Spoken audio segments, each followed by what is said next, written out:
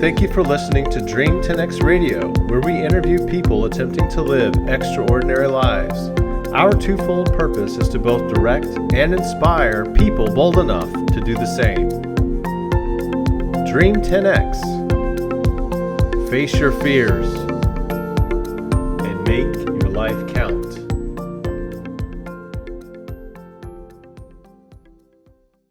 Bonjour tout le monde. Bonjour. Bonjour, ça va, Cindy? Ça va bien, et toi? Muy bien. Wait a minute. Wait, muy. Oh. Muy, what is it? How do I say? Wait. Ça va bien, merci. Right? Oui, c'est ça. One of my favorite podcasts is Coffee Break French, where they have some people in Scotland teaching people how to teach French. I just love that podcast. It's magical. I always like to try to start. I love the little tune playing in my head too. Anyway, welcome to Dream 10X episode 16. Woohoo! It's James Capel here. Oh, and me, Dr. Cynthia Capel. Dr. Cynthia Capel. She has to go by doctor. The doctor. You have to use the proper. Hey, that was a lot of time and money to get that thing. Well earned. That's right. So today, I read another book this week, and I'm on a tear. I want to keep trying to read a book a week. Sweet. I'll try to accelerate my learning. Nice. You think it's possible? Absolutely. In graduate school, I was reading 3 or 4 books a week, but that's all I was doing. Yeah. Being in school full time versus working and being in school, totally different experience. How many books were you reading a week in your doctorate program? Oh my god, 1 billion. Oh, seriously.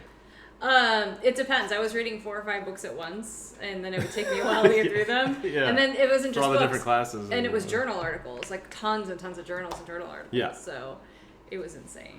So journal articles, just curious, what kind of journals would you read? Oh my god. Journal of Adult Education, Journal of Sustainability. There's tons of journals with culture. I mean, everything. How would you get these journals? Online? Yeah, you can all Through the online. school library. They used to be in the There used to be like physical books in the library, and they would have journal, like kind of like a magazine where you'd go through and have all these peer-reviewed journals. But now it's all online, so it's wicked easy. Mm-hmm. I used to get a lot of stuff. Like I used to read Foreign Affairs and Economist and Business Week. Yeah. But I just got tired of the buildup of paper. And, you know, Foreign Affairs is really thick too, and you'd have a stack of this stuff by the end of the year. You know, so I stopped reading about it. I've been interested in applying to Wall Street Journal again. Oh, yeah. Maybe read that. Yes. Would you read that? Yes, So absolutely. maybe that's one thing we'll subscribe to. That'd be great. All in the spirit of continuous learning and trying to keep abreast of current affairs and what's going on in the markets and the world and all that. I feel like I'm living kind of in a bubble here and I don't feel like I can get valid news online anymore. Yeah. Well, we don't even have TV, Real so we news. can't get any news anywhere other than online. And we don't have, we don't have cable, thank Yeah. God. So, yeah, I've been kind of craving like some thoughtful distillation of information. And a friend of mine, Kent Workman, gets Wall Street Journal, and so I was thinking we might get it as well. So anyway, back to the theme of reading a book a week. I read this week a book called The First 90 Days by Michael D. Watkins. And Michael D. Watkins is a Harvard professor or a Harvard Business School graduate, I guess. Something that had to do with Harvard Business School. And he's a consultant now.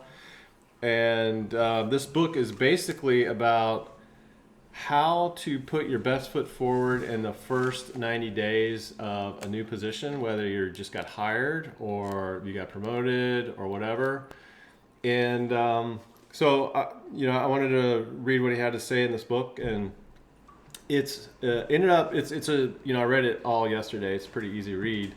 However, it is very complicated. It's a very technical book, and I found it very hard to really assimilate all the information in this book after one quick read.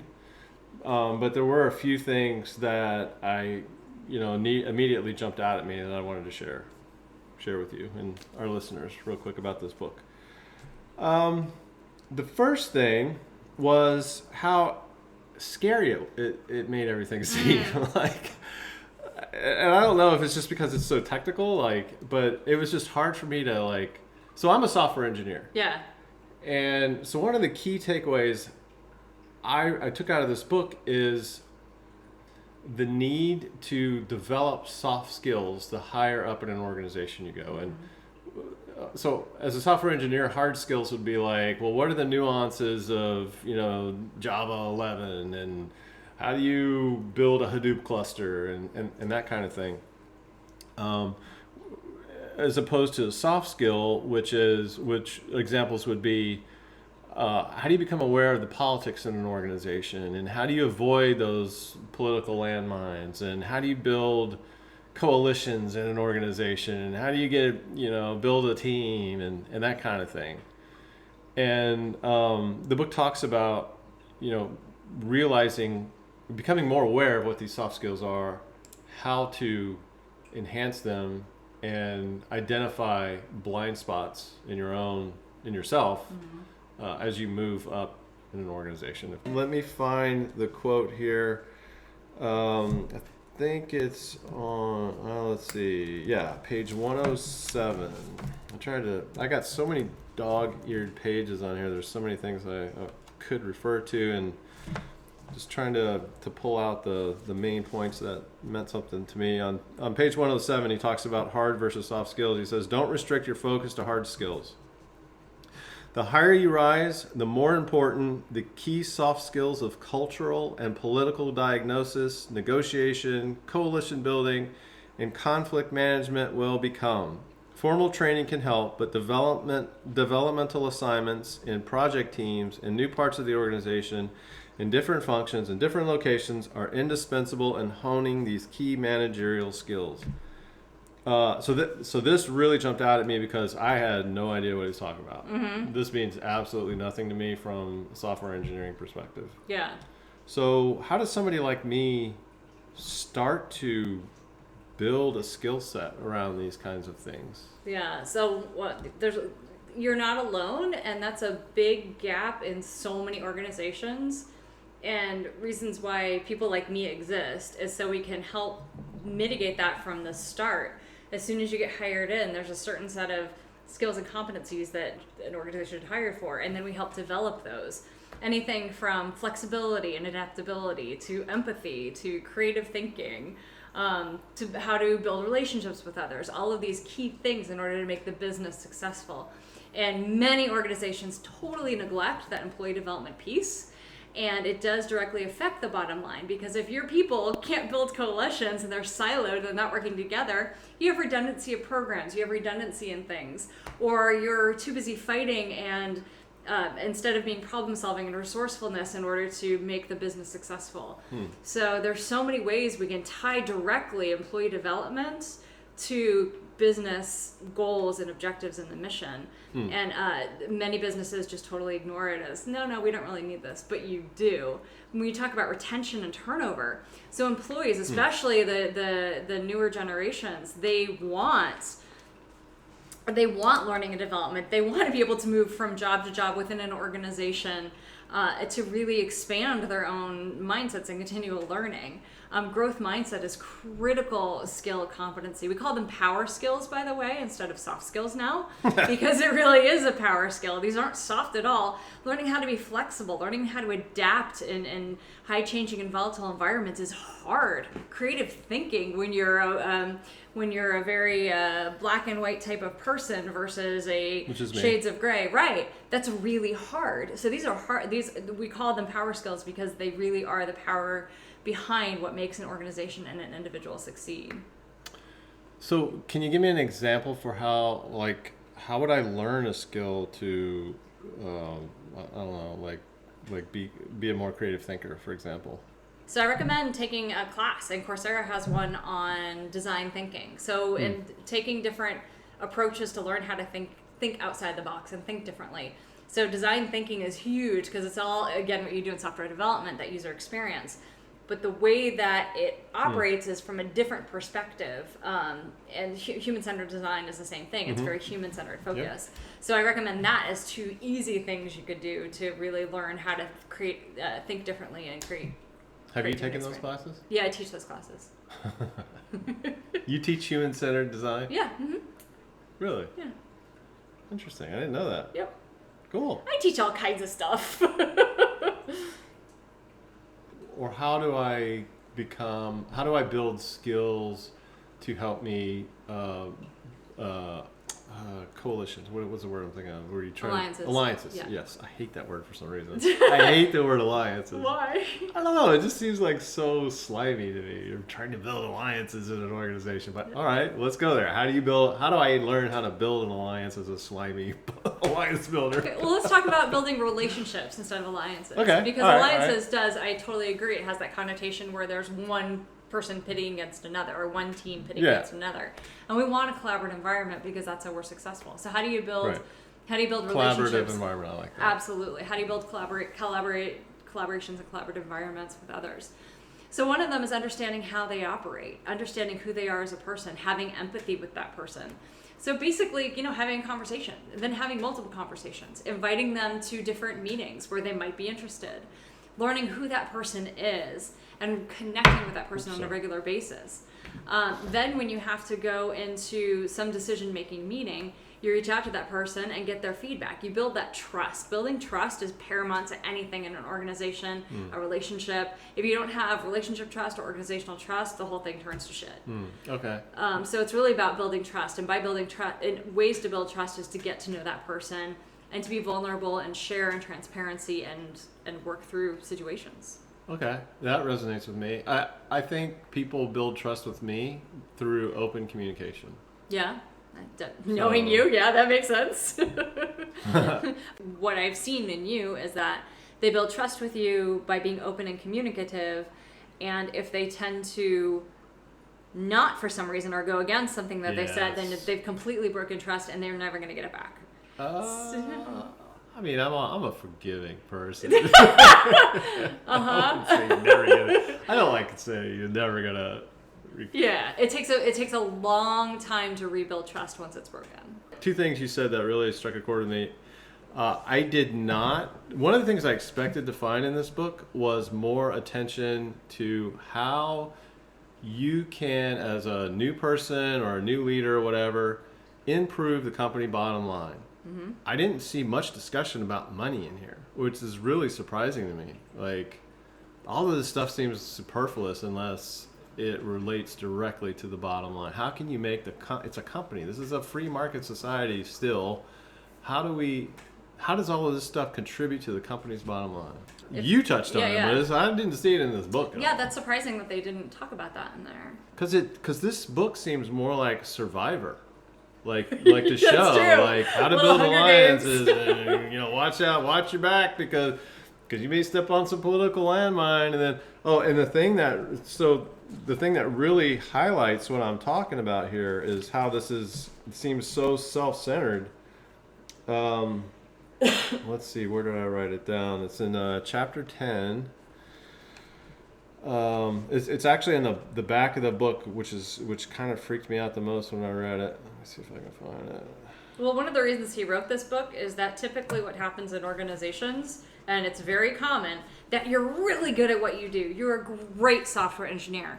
Because you're a great software engineer, we're going to put you in a management role. And you have no idea how to manage people. No clue. You don't know how to build relationships. You don't know how to have effective communication. You don't know how to problem solve. You don't know how to accept feedback.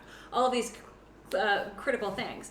So he wrote this book to help people quickly learn and strategize on how to approach being in that new position in your new role. Yeah, I get that. But then he says here at the end of the book in chapter 10, he says, when a new leader fails to thrive, it's a severe, perhaps career-ending blow to the individual. I totally disagree with that. That's I read that, I'm like, holy crap, don't promote me. Yeah, That's the end of my career. That's nonsense. It is nonsense, but why would he say that? Like, just don't to amplify the importance of his book and probably his company? I don't know, but I don't know. That just seemed like way, way beyond the pale right there. Agreed. So I didn't agree with that. But yeah, so the bottom line, I felt like, in any role that you're in within an organization, you need to be thinking about how is my role contributing to the bottom line of the company? Absolutely. How am I adding value to the organization? So that's another thing I took away from this book was the concept of the break-even point. And what the break-even point basically is as a new person, you're in a learning mode. You're accelerated learning mode. You're trying to learn about the organization and how you fit in and what you can do and whatever. And in that mode, you're extracting information, you're extracting resources, you're asking people questions, you're taking more out of the organization than you're giving. And at the break-even point is when you finally get to a point there where you're starting to figure things out and you're actually contributing an equal amount of value to the organization that you're extracting from it. And he provides a graph in there where that phase is typically are supposed to be around the third month of your new start. And I guess that's the name of the book, the first 90 days. So it's about how, that first 90 days is how you get to the point where you're breaking through that break-even point, and then all of a sudden you're adding more value to the organization than you're extracting from it. Yeah, absolutely. So that was an interesting concept for me. Another thing that I learned from this book was the acronym STARS. And the acronym STARS stands for Startup, Turnaround, Accelerated Growth, Realignment, Sustaining Success. And so each one of those represents a potential phase of a given project in an organization. And that was pretty cool to me. I never thought about, it can apply to a company, but it can also apply to projects within the company. And so having that awareness of the stage of a project can be really important in how you approach managing that project. And on top of that, you can have a portfolio of projects that are in all different stages of STARS. And so being aware of those different phases and the key skills that are in each one of those projects, because not everybody does well in all these different phases. Like, I'm definitely a startup guy. I'm definitely an accelerated growth guy. I don't know if I have any realignment skills. Sustaining success is not me. I get really bored really quick. Turnaround, maybe. But that, what I'm saying is, everybody has similar, and strengths. A lot of key players are probably strong in similar areas, like, because that's where all the glory is, right? The glory is in the startup and in the turnaround and those kinds of things. So anyway, finding the right people and the right project for your portfolio of STARS projects is very important. And that's a very valuable thing I took away from here. Didn't have any awareness of that. So. That's so powerful. And so if you wanted as a manager to approach that, one assessment I would recommend is called the Gallup Strengths Finder. And it's so cool. So it's one of my favorite assessments. So there are 34 key strengths that everybody has. And this is a positive psychology approach. So we want to help build people's top strengths versus if we're always focusing on their weaknesses, it's a really negative approach. But if we're focusing on their strengths, it can totally change and transform organizational behavior. It can transform how an individual perceives their job.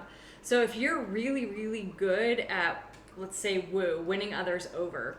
What? So another acronym. We wrote this down. So somebody with a really high woo is great at initially meeting somebody and getting to know them quickly and finding some sort of common ground. Then you have somebody who's high intellection, and somebody who's high intellection, they're really, really strong at deep diving into concepts and really thinking through all of those particular facets. I mean, you have high intellection. Somebody who's really strong in context, they understand the entire history behind everything. So somebody who's high in context will be like, oh wait, well this is the way we did it, and this is because and this is what the result, so that you can really get those context people. And those with high ideation, those are the ones you want in those brainstorming groups who can come up with ideas seemingly out of nowhere. But understanding where people's strengths are, you can build teams and exactly fit them in, like you're saying. So I'm high activator. That's one of my top. And what activator means is I'm really good at starting projects. I start 1,000 projects, but I am not so good at finishing projects. So partnering me, high activator, with somebody who has high responsibility, and high responsibility, obviously they want that they feel responsible for getting the job done, or somebody who's high achiever. High achievers definitely like to accomplish many things. Partner with somebody with my activator, with the achiever, you can accomplish all of these goals. How is this done practically speaking?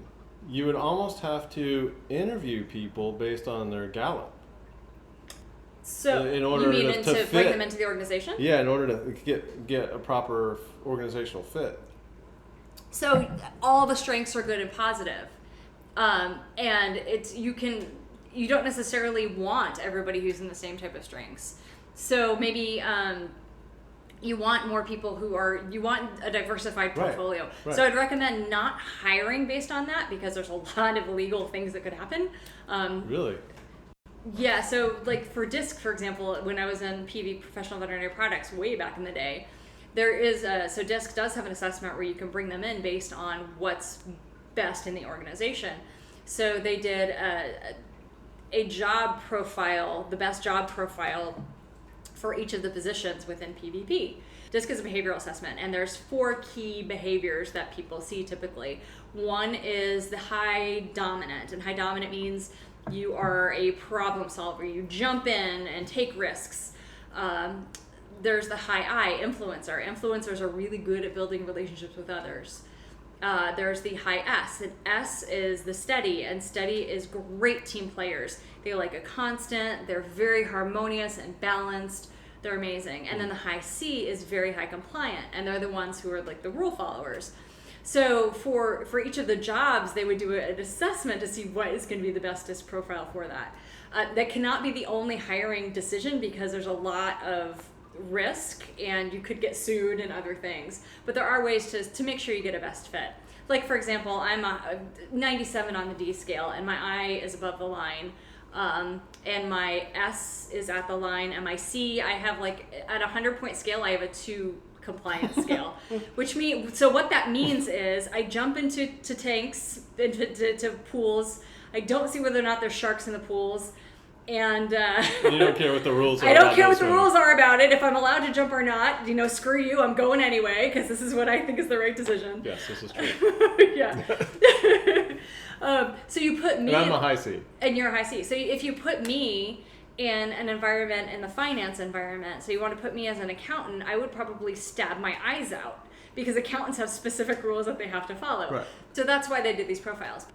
So what I recommend is, once somebody gets hired, as part of their orientation and onboarding, have them take a Gallup assessment. Okay. The Strengths Finder, because then. Wait, is Gallup the same as DISC? No, Gallup is totally different. So DISC is it's a behavior assessment, those external behaviors that you see on the outside. So those problem-solving behaviors and these influencing behaviors. Strengths Finder is one of the 34 key strengths that people have. And obviously those have behaviors around them, but but the Strengths Finder is more internal to your being versus the external behaviors that you see. And so where you really shine. So for example, my top strength is positivity, and God knows I'm excessively positive, and it can be completely overwhelming for some people because I love rainbows, unicorns, and puppies. No, I need positivity to pull me out of the depths of despair. And that's how we get along so well. And so that's a great example of our teamwork, where you have high intellection. And on the ocean row, where I'm like, we're gonna go, it's gonna be amazing, it's fine, and you're like, Cindy, we're sinking. So that balance. Yeah. Anyway, so like when a manager has that information, as soon as the person is onboarded, then they can start looking at the team dynamics and how that fits. Okay, so again, that's another example of an important soft skill in knowing how these different personalities come to play in a star's portfolio, right? Absolutely, 100%. That's a really big skill. Like, you really have to learn that, because I have no idea how you'd even do that. Interesting. We teach a class on it. Yeah, there are classes you can take. You can hire people like me and others to come into your organization and give these assessments to your teams and start helping you incorporate it into your culture. Mm-hmm. And speaking of learning, there's this quote on page 39. It made me laugh. He says, "Relearning how to learn can be stressful. So if you find yourself waking up in a cold sweat, take comfort. Most new leaders experience the same feelings. And if you embrace the need to learn, if you embrace the need to learn, you can surmount them." I just thought that was what, I mean, who in today's economy has to relearn how to learn all of a sudden? I mean, Yeah. I think it's sad. I think that's a sad statement if there are people out there like that. Like, I feel like I'm in a constant state of, I'm way behind the learning curve every day and trying to make some dent in it. You'd be surprised, like, of the mindsets How many that are people out are out there there coasting? Yeah, exactly. And don't have a growth mindset.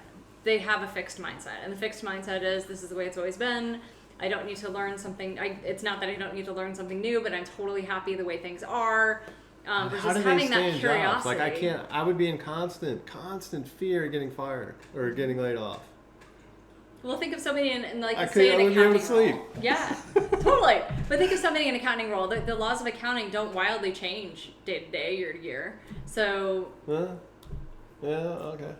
not to pick on accountants because I love you guys. You're amazing. It's just, it's an easy one that people can wrap their heads around. Yeah, I just thought it was funny. Like, I could not relate to that at all. Like, what? Well, especially in software development. This isn't for me. And what you do, like software development, like, oh my God, if There's you're not no reading way. every day, because you guys are changing all the time. And then Absolutely. what I do too. Yeah. Yeah, like if you're still programming Java server faces, you're not going to get any jobs out I there. have no idea what that means. Yeah. All right. What else did I take away from this book? There was a lot of acronyms. Like there was one I never heard before. SWAT. You never heard of SWAT? I'm an idiot, man. I don't know these terms. You're not an idiot at all. I'm just surprised, like in your the work experience, that you haven't been involved in any strategic planning. Well, let me just tell you, you're acting like you know what it is. I'm sure you don't. But SWOT stands for strengths, weaknesses, opportunities, and threats. And it's a framework for building learning around your growth strategy in an organization. And again, SWOT to me sounds like Survivor. So SWOT Where are my threats? Who's going to try to take me out here? SWOT is actually a really antiquated tool. A lot of businesses. Wait, it came out of Stanford though, so how is it antiquated? Come on. So there are other methods to get the same result and better methods. And if human-centered design is one of them in order to get like where you want to go with the business and what that looks like. And to figure out what those weaknesses and opportunities are. SWOT is very antiquated in its approach. There are much better approaches. And still, I would find it much easier to understand this book if somehow these concepts were all related to the company bottom line. Because that's all that freaking matters, man. Yep. It's like money is all that matters. Yep. None of this stuff matters. Exactly. If you can't tie it to money, then what are we talking about? But anyway, let's talk about the Yerkes-Dotson human performance curve. On page 227. Again, I've never heard of this before, but That one I don't know. it makes total sense. You know, if you're under stress for too long of a period of time, you're going to break.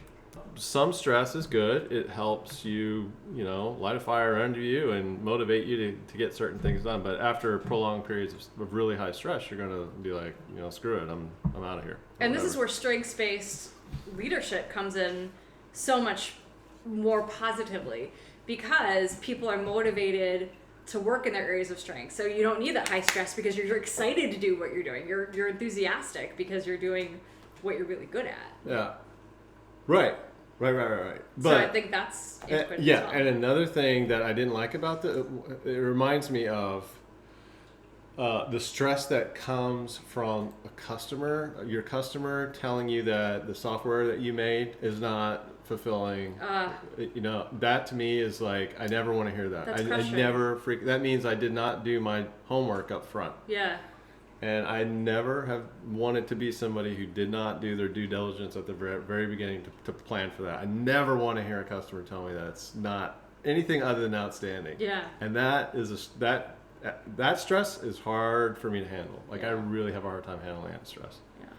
because I've been there so many times, and I've worked so hard throughout my career to avoid that. It goes back to not wanting to be yelled at by my corporal.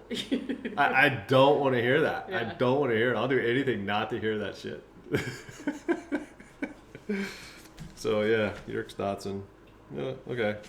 And overall, the main what do you call this? I guess he calls it core challenges, but the crux of this book is to one, prepare yourself for this new role that you're coming into mentally. Get ready for what you're about to undertake. Accelerate your learning. And when I first read that, I got excited. I was like, oh yeah, well, let's talk about accelerate. How do we accelerate our learning? I want to learn faster. I want to learn more faster. Mm-hmm. Like I want to be an AI machine. But it's not really talking about that. It's just talking about learning more about the organization that you're in as quickly as possible before you make any key moves. Yeah. So, okay. Which is valid because a lot of leaders come in and make sweeping changes that people are like, whoa, what just happened? Instead of understanding their environment. So, I mean, that's good advice to just take it easy for 90 days and figure out what's going on first. Yeah, that's just wisdom right there. Match your strategy to the situation that you're in. Mm-hmm. So build your strategy and match it to whatever sit you're in. Negotiate your success. I didn't quite understand that. But anyway, make sure that you're talking to your bosses and your managers or whatever and figuring out how to be successful in what you're doing. Secure early wins. Now that resonated with me. Mm-hmm. Like any new person is going to want to show, hey, that my ideas are valid, my implementations are valid, they're good for this organization. You want to build validation of your skill set and the way you think and your ideas. Mm-hmm. So that resonated with me. Secure early wins. Achieve alignment. I guess is the concept of trying to align your vision, your focus with that of the organization. Mm-hmm. Build your team. Make sure you get everybody around you on your team and moving your vision forward for the organization. And then create alliances throughout the organization, which again sounded like Survivor to me, but it's very important. It's a very important soft skill to have. I totally agree that these soft skills are very important for anybody. From the lowest level of the organization to the highest level, totally agree that everybody needs to learn these things. I totally agree that I am very deficient in all things soft skills, and I am interested. Somebody who wants to get better at what I'm doing, I am interested in learning those things. Mm-hmm. Don't quite fully understand how to do it, but. Well, it's good you're married to me. Yeah. This is soft skill. Oh wait, no, not soft skills. This is, what was it? Dr. Power Skills. Dr. Power Skills. Dr. Power Skills. All right. So those are the big takeaways I had. And thank you for woo. I like high woo, winning others over. I like that. Woo. What's your woo score? Is there a test for that? There is. I scored a 5 on Gallup the woo. Strengths Finder. Oh yeah. Yep. I think we did your Gallup, and I think woo is in your bottom half. Yeah. I don't do woo. That's for sure. So anyway, I'm done with that book. I'd have to read it a few times to, I think, really assimilate. I've got almost every other page is dog-eared to go back and really look at, but I've got too many books to focus on. And the next one I want to read is called The Magic of Thinking Big, which is perfect for Dream 10X, I think, by David Schwartz, Dr. David Schwartz. The Magic of Thinking Big. So I'm looking forward to reading this. That should be another easy read.